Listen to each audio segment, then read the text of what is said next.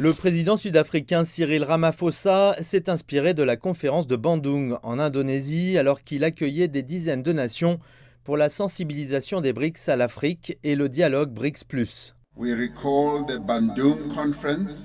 Nous nous souvenons de la conférence de Bandung de 1955 où les nations asiatiques et africaines ont exigé que les pays en développement aient davantage voix au chapitre dans les affaires mondiales.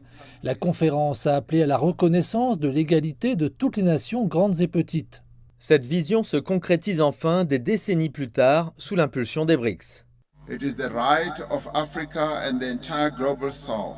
L'Afrique et l'ensemble des pays du Sud ont le droit de profiter pleinement des avantages du commerce et de l'investissement mondiaux.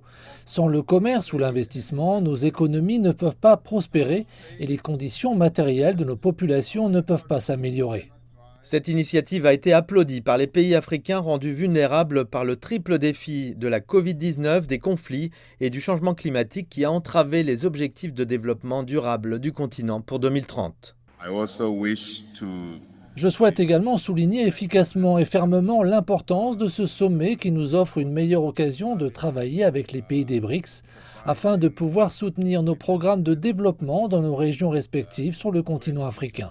La Chine a entre-temps proposé un fonds de développement mondial pour remettre les objectifs de développement sur les rails.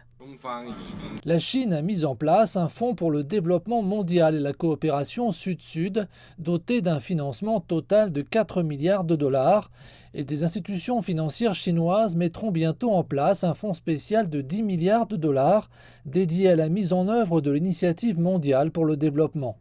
Nous avons donné la priorité au développement vert, à l'industrialisation de type nouveau, à l'économie numérique et à certains autres domaines clés. Ce fut une journée historique et fructueuse, de nombreuses nations ayant exprimé leur soutien à une coopération renforcée entre les pays du Sud. Monsieur Ramaphosa a réaffirmé qu'en mobilisant les ressources, en travaillant ensemble et en partageant les compétences, la croissance mondiale et le développement durable bénéficieront d'un nouvel élan.